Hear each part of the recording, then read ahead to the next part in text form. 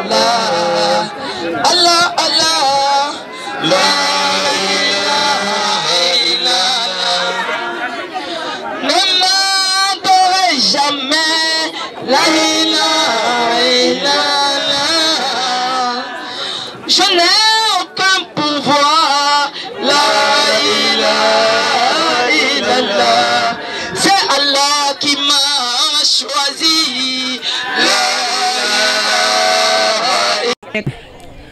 ñuy sant yàlla di julli ci Seydina Muhammad sangu-sang yi sallallahu alayhi wa sallam di sant sama waajur yu dawlu yal na yàlla xippee àjjana fi daws ak mboolem mi julli bu fa tëdd waaye man dama kontaan fu kontaan commencé te amul fu mu tàmbalee ndax nag feebar naa lu ëpp juróom benn atu yàlla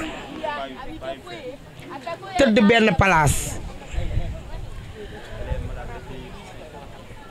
juróom benn atu yàlla tëdd naa ko feebar te yaakaar naa ñi fi nekk ñëpp xam nañ ci dara ndax ñi fi nekk ñëpp ay doomu Grand Yoff lañu liggéey nañ ma fi ba ma tàqali ko ak sama sago waaye nag boo amee ñaanu waajur am xol bu rafet laf cat macha allah yéene woo kenn lu ñaaw ku la yéene fande mooy fande tëdd naa ci néeg ñaari weeru yàlla lekkuma naanuma sama yaay mi ngi ci dëgg dinaa ko fekk yal na yeex yonente bu tedd bi sallallahu alayhi wa sallam moo jóge leer ba sama biir kër yëkkati ma sang ma jox ma ma lekk jox ma ma naan doog a dellu kon kooku doomu yoon la sama compte man dencoon naa fa juróom benn million ak téeméeri junne ak juróom benn fukk sëriñ yi laa ko fayee ba mu jeex te defaluñ ma dara waaye Khadija Touré mii dama koy ñaanal yàlla bu dee doomu yoon bu set wecc laa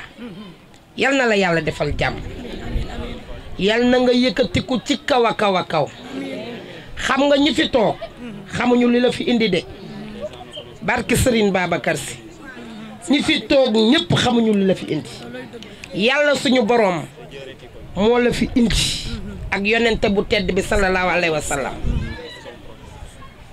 liñ naan ragal féete day xañ a wërsëg man yaay sama féete billaahi wallaahi taalaay sama doom mi ngi nale di Assu Juuf li mu yore moo ëpp doole fuuf li ma yore mais man lu ma nit di def balaa may tëdd damay gis lépp su ma xëyee fu ma teg sama tànk boo fa tegee sa tànk dëgg ban moom xam na si dara li may wax waaye sama doom ba ma ko fi indee tey dama ko naxaat ba mu ñëw man ka kaay wuy sa tante nee na nga ñëw mu wàcc 11h mu ñëw Assu dafa compo ji woon ma ne ko soo wàccee nga ñëw sa yaay Khadija nee na nga ñëw waaye Khadija Touré ñi ngi lay ñaanal yàlla man de xaw ma ko gëmul waaye man gëm naa te taalibe yi fi nekk yëpp nag war ngeen a gëm ndax kiy def te yàlla tax laajul kenn ñaar dërëm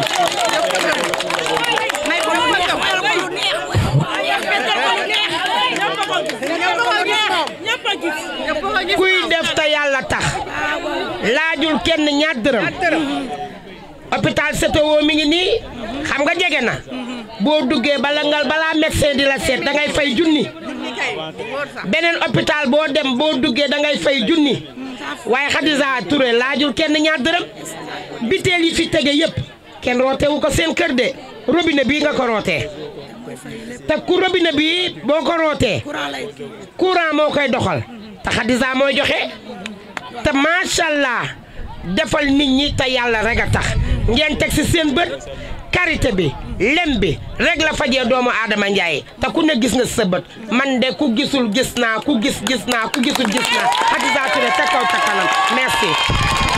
man soxna Khadija moo ma fi andi waa dégg fajam comme ni ko nit ñi déggee mosuma ko gis dëgg neex yàlla mais faj moo ma fi andi ndax nit moom li ngay sentir sa yaram yow rek yaa ko xam ñu teetal ma fi ma ñëw fi mais ba ma fi ñëwee ba tey sant yàlla daal sant yàlla ndax lu ñu naan wedd gis bokku ci il faut nga ñëw boo ñëwul mënoo xam peut-être am na loo xam ne suñ la ko waxee yow mënoo ko gëm ndax nit ki wax ko pour nga convaincre ko yombul il faut que mu ñëw rek. waa man li ma fi andi bari na ndax lu ñu naan nit ki booy jëm mag rek wéré di dalay xaaw a dikkal te aussi ci wërsëg ci borom kër ci lépp loo xam ne rek soxna àdduna la boo fi ñëwee comme nee nañu moom loolu lay faj wërsëg booy ut borom kër faju xale borom tension yeeg yëpp daal boo ñëwee moom da ngay sentir sa bopp dëgg neex yàlla looloo ma fi andi. man léegi yàgg naa fi dëgg neex yàlla maa ngi dugg ci 3e semaine bi wala 1 mois yi daal. man de dëgg neex yàlla ndax boo ma xoolee rek di nga xam ne leer naa daal man de sentir naa garab bi ci man ndax garab bi premier jour boo ko njëkkee sangu boo eggee di nga xam ne am na loo laal sa yaram. mayum yàlla moom ndox la lay won yow moom ngay gis mais man dama gëm ne mayum yàlla la. man de dëgg neex yàlla convaincre na ma waa mus nañ ko gis mais bu mel ne moom musuñu ko gis def te yàlla tax ci moom rek nga ko gisee te surtout man li ma gën a impressé ci moom mooy yàlla nee na yonent bi sallallahu alayhi wa sallam man tey bu ma fi ñëwoon te dégguma loolu ci moom du ma ñëw li ma gën a convaincre loolu si la bokk day faj ci yàlla daal jiital yàlla ci fajam jiital yonent bi. ndax à part yàlla suñu borom moom bu lay wax sax ñaanal ci loolu la lay wax nga ñaanee mayum yàlla la daal ndax tey jii boo doon dem feneen di faju amaana na di nga fay sa xaalis bu bëri te li nga bëgg doo ko ci am. wax dëgg yàlla man bu may ñëw fii mën naa ne yàlla moo ma indi fii parce que man xaw ma ko woon benn jour laa dem liggéeyi benn maire ñëw foofu di wax ay waxam après ci laa ko laaj kook fan la nekk ci la ma expliqué ma ñëw fii mais bi may ñëw fii ñi ma fi fekk ñi fi nekk ñii ñëpp xam nañ man ban état laa ñëwee woon fii dama sonnoon chaque jour may feebar su ma demee liggéeyi sama yaram bii metti mais bi depuis bi ma ñëwee fii ba léegi ci laa gis changement dama doon manifesté wu ndox bi bu ma laalee dama doon manifesté wu supporté wu ma woon ndox bi mais grâce à Adissa macha allah sama yaram léegi macha allah ba léegi man damay faj mën naa ni tamit lu bëri tamit mënu ma ko wax parce que mënu ma wax si mbooloo mais maa ngi koy sant di ko gërëm bu baax ñëw leen maa ngi wax nit ñi nañ ñëw ñu profitoo ñu ñëw faju si parce que moom fajam bii yàlla la man bi ma fi ñëwee. dëgg rek laay wax de dama ne est-ce que dëgg la mais bi ma ko déggee muy wax ci laa am confiance parce que utiliser wul dara lu dul yàlla te yàlla suñ borom mën na lépp te day def nit ñi di gis ñëpp xam nañ ni man état bu ma fi ñëwoon ñi fi nekk nii ñëpp mën nañ ma seede ñëpp xam nañ ban état laa fi ñëwoon ba tey jii man damaa ëlbatiku di ko jàppale ci sang bi kon xam nga bu nekkul woon dëgg kon loolu yëpp du am ñoo ngi koy sant bu baax di ko gërëm macha allah. Une chose, ceux qui ne croient pas à Adissa Touré n'engagent que eux. C'est des déséquilibrés parce que yàlla saa am na ñoo xam ne gëmuñu ko Adissa Touré elle a fait des preuves moi je fais partie je suis le premier talibé de Adissa ici man maa njëkk nekk talibé am ñi ko gëmul ñooñu la engagé parce que adduna bi am na ñoo xam ne yàlla saa gëmuñu ko ku gëmul Adissa ñun duñu ko kuloo duñu ko xeex duñu la saaga ça n'engage que toi mais ñi ko gëm ñun gëm nañu ko. gëm nañ liggéeyam gëm nañ li muy def yaa ngi dégg pour moi je dirais que ceux qui ne croient pas à Adissa Touré c'est les déséquilibrés ce sont les déséquilibrés ñooñu gëmuñu dara ku gëmul dara mënul gëm dara mënul fekk dara ba mu gëm Adissa def na preuve fii faj na gumb fii ñun ñu gis ko gumb boo xam ne mënul gis faj na ko fii suñu kanam démb pas plus tard xale boo def dul na 7 ans am na juróom-ñaari at lekkul Adissa Touré moo ko njëkk a jox démb lekk mu lekk ceeb démb Adissa Touré moo ko jox ceeb mu lekk xale bi def na 7 ans lekkul soow rek lay naan Adissa Touré moo ko may lekk xale bi mu ngi nii juróom-ñaari at lekkul ceeb soow rek lay lekk mais démb la doog a lekk ceeb juróom-ñaari at te loolu Adissa Touré moo ko def kooku ku ko gëmul doo gëm dara doo gëm yàlla sax te Adissa benn affaire moo am Adissa Touré yàlla lay wax ak yonent yi lépp li muy wax yàlla ak yonent yi lay wax waxul kenn yàlla lay wax ak yonent yi te wedul kenn tamit wedul benn sëriñ wedul kenn mais moom yàlla la gëm ak yonent yi lépp li muy wax yàlla lay wax ak yonent yi Adissa Touré moi je vous remercie que Dieu vous donne une très longue vie que vous vivez 100 ans. Bismillahirrahmanirrahim. sant naa sunu borom gi ma sant sama waajur ma wax leen salaamaaleykum mbooloo mi ma jox leen kenn ku ne sa wàcci waay ak sa jaam man fu mu taxaw nii tey Khadija Touré moo tax ma taxaw fii sama olof yi leerul bu baax mais lu mu daj fii kenn ku ne gis ngeen man lu mu daj fii dem naa fu ne war naa fu ne mun maa fexe ba am wérgu yaram mais depuis yàlla bu mu boolee Khadija Touré mii laa am sama wérgu yaram laa am jàmm mais sama olof yi leeru mais su ma ko waxee nit ñi da koy comprendre Khadija mii man du ma wax dara dama kaa bàyyi ak yàlla sant ko di ko gërëm bu mu ñëwee fii nit ñi da doon wax man damay comédien damay caaxaan damay foo mais yàlla xam na lu mu xam doy na sekk sama wax bi du bariwul parce que dégguma olof mais maa ngi koy sant di ko gërëm di ko ñaan longue vie beaucoup de bonheur beaucoup de santé dundu werle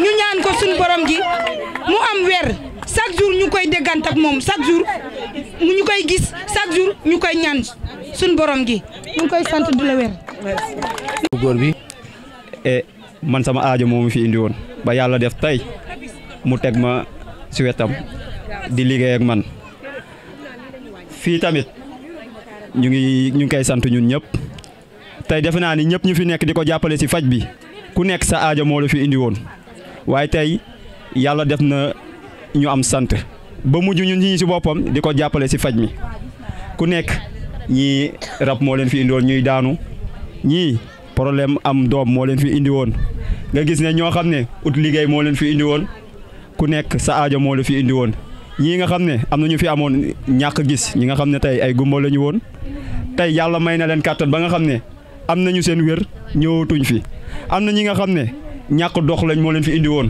si puus-puus lañ doon toog waaye tey yàlla def na alhamdulilahi rabil alamin ah ñoom seen bopp ñëwatuñu parce que wér nañu ba gis seen soxla faju ah di ñaan ñëpp nañ ñëw di wax soxna Adissa Touré moom mi nga xam ne tey moo jógee Côte d'Ivoire moom mi nga xam ne mooy doomu Kolya bi ñëw fii si réew mi ñu ne Sénégal di pays de la teranga ñëw fii pour jàppale nit ñi te yàlla tax. man mi buñ ma ko waxoon te fekkeewu ma ko mënu ma ko gëm man samay ñaari jours yi may njëkk a ñëw fii sangu ma faju ma sangu ma dama toog moom mi si boppam moo ma xool wax ak man ma ne ko bis bi may nar a sangu jotagul man sama bopp maa ko wax loolu.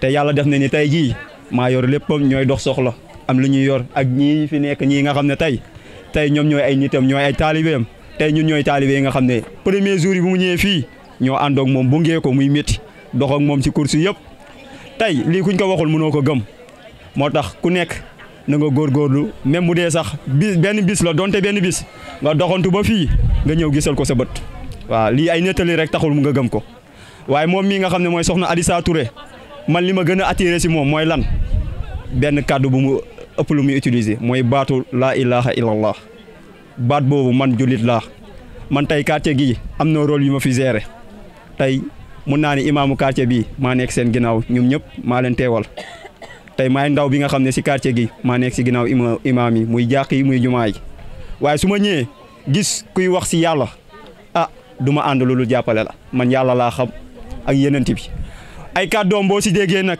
lenn nga siy dégg Allah te defe naa ni képp kuy ne Allah tey kenn warul a xeex ku gëm yàlla moom nag dafay ne samay liggéey moom liggéeyam ah waxul ne jullit waxul ne chrétien waxul ne bouddhiste wax na judaïsme dafa ne képp ki nga xam ne tey ñoo bokk laa ilaha illallah yaa xam looy jaamu moom nee na tey damay jàppale nit ñi waaye tamit damay jàppale jinne yi muy jinne yu baax yi di jullit muy jinne yi nga xam ne duñu jullit ah man foofu moo gën a convaincre ma gis tamit moom si boppam mu oyofal boppam moom mii nga xam ne tam mooy Adissa Touré buñ ci toogee tey moom mooy njëkk a wàccee boppam bu waxtaan bi si moom lay tàmbalee kaf yi si moom lay tàmbalee tooñ yi sax si moom lay tàmbalee alors que bu nekkoon keneen mën na ni ah man de comme que man maa féetoo kaw comme que man la yàlla may fii man la gën a ëpp xam-xam bi mu may fii ah bàyyi ma am nu ma toogee su ma ñëwee ma doxalee nii ma jëfee nii ma yëkkati samay mbagg waaye moom da ngay gis ne moom sax moom mooy ñëw fekk si nit ñi moo leen di tooñ mooy waxtaan ak ñoom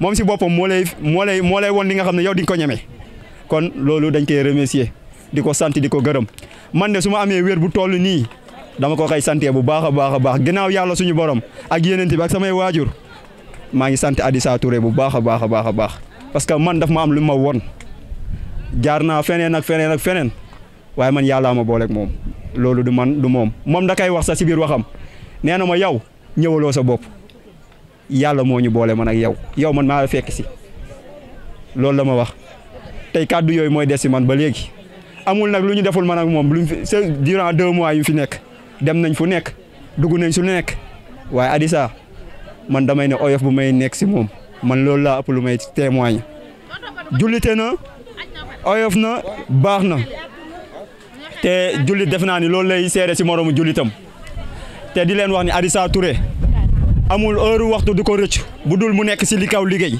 man ak moom toog nañu këram dem nañ fu nekk bu ñuy julli ñooy bokk julli tey jullit loolu lay seede moromu jullitam man daal am naa lu bëri lu ma ko mun seema su ma fi taxawoon di wax sax du ma fi jóge di remercier ñëpp di ne naan ñëpp ñu nekk Sénégal ak bitim réew képp ku mën a ñëw na nga ñëw ñu ngi fii Grand Yoff nekk terrain Grand Yoff di leen naan ñu ngi fii wetu Bignona garage Bignona nekk kanaalu Grand Yoff wala église Grand Yoff ku fa xamul mun nga laaj ci hôpital CTO wala Talibou Dabo wala CM Grand Yoff boo fa ñëwee boo nee terrain Grand Yoff dinañ la yabal fii nii di leen remercier bu baax a baax di ñaan ñëpp seen aajo faju fii nag ñun waxuñu lu neex Adissa xalaatuñu ko Adissa bu amoon nu mu waxee ñun wala nu mu jëfee ñun dina am neneen nu ñu doxalee parce que ñu fi nekk ñëpp am na fu ñu jaar balaa ñu yegg si Adissa waaye ba ñu ñëwee fii moom dafa am lu ñu won moo tax ñu toog fii di ne ñëpp ñu ngi leen di sant di ñaan yàlla na faj aajo ñëpp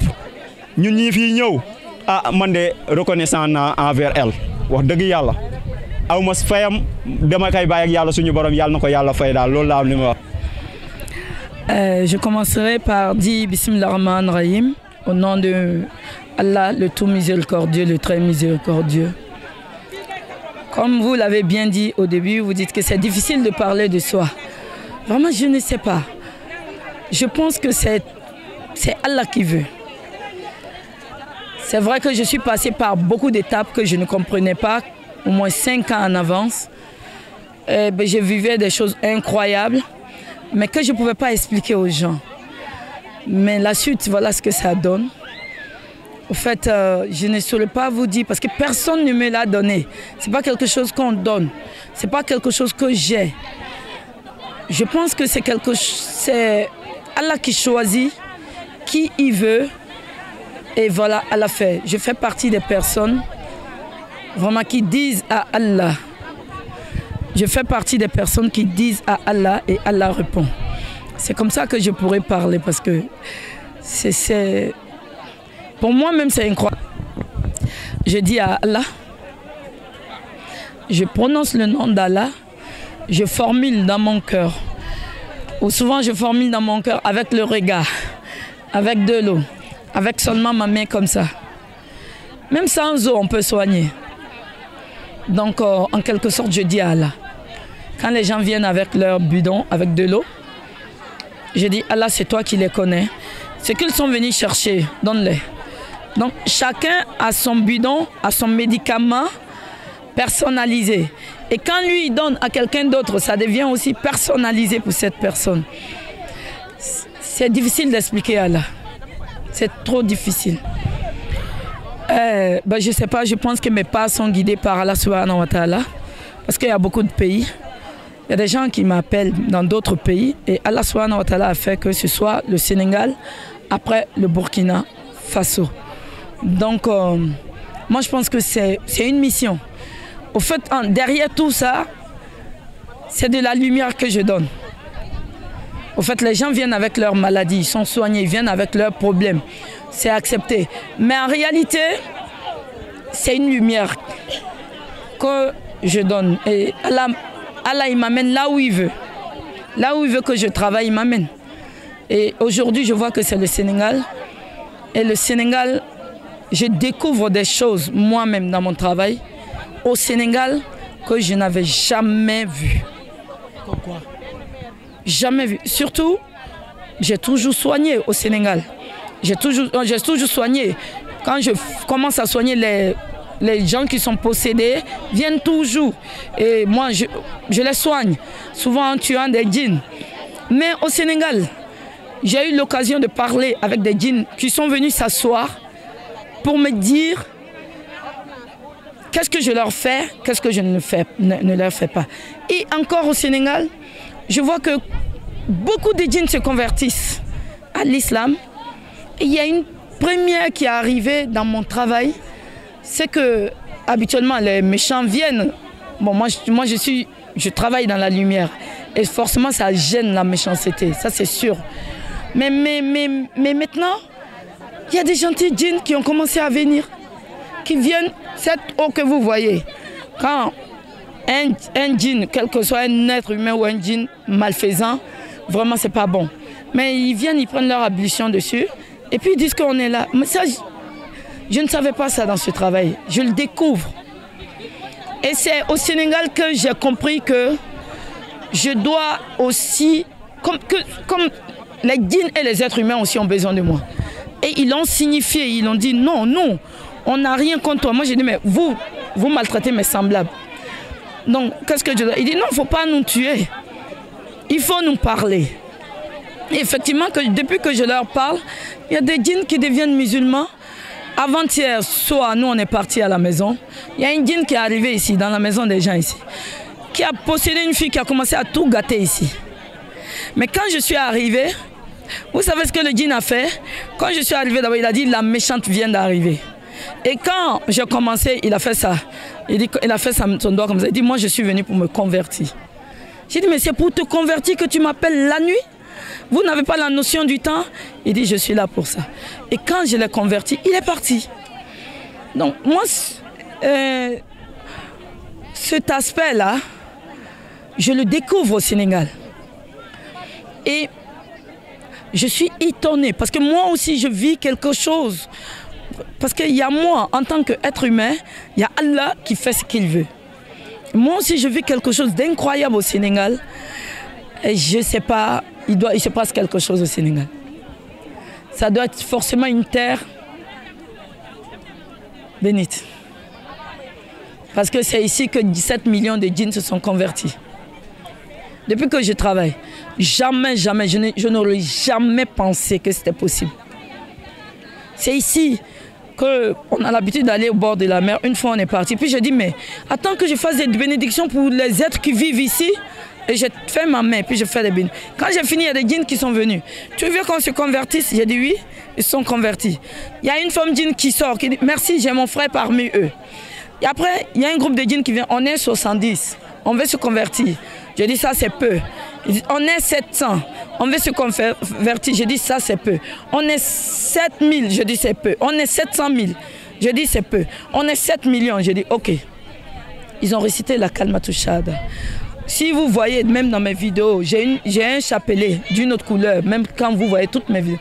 Je leur ai donné, j'ai dit, bon, donnez ça à votre imam. Et je découvre un autre aspect de mon travail au Sénégal. Et j'en suis étonnée. C'est bizarre que moi-même je le dise, mais j'en suis étonnée. Oui, moi c'est gratuit parce que derrière tout ça, il a sauvé l'âme des gens. Et c'est pas moi qui fais, c'est pas moi qui opère. Moi je dis à Allah et Allah fait. Et Allah, je pense que cette histoire, Allah l'a descendu sur terre pour c'est-à-dire sauver des âmes. Ils n'ont pas à payer pour ça. Si tu me donnes un cadeau, je prends, mais ils n'ont pas à payer. Que tu aies l'argent ou pas, moi je te soigne. Que tu me donnes ou pas, moi je fais ce qu'il faut. Mais derrière, moi je demande à Allah de sauver ton âme. Donc ça, je ne peux pas faire payer. Je préfère la banque qui s'ouvre le jour où toutes les banques se ferment. Et ça, c'est la banque d'Allah subhanahu wa ta'ala. En quelque sorte, c'est payant. Parce que le jour de la résurrection, ma banque sera pleine. Et j'en ai besoin. Je suis un être humain. On est pécheur. Avant d'être là, certainement, j'ai fait beaucoup de choses. Et je serai questionné pour tout ça le jour de la résurrection.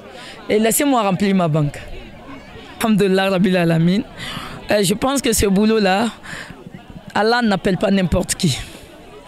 C'est Allah qui vous a appelé. Et vous a appelé les premiers. Qu'Allah subhanahu wa ta'ala élève cette chaîne.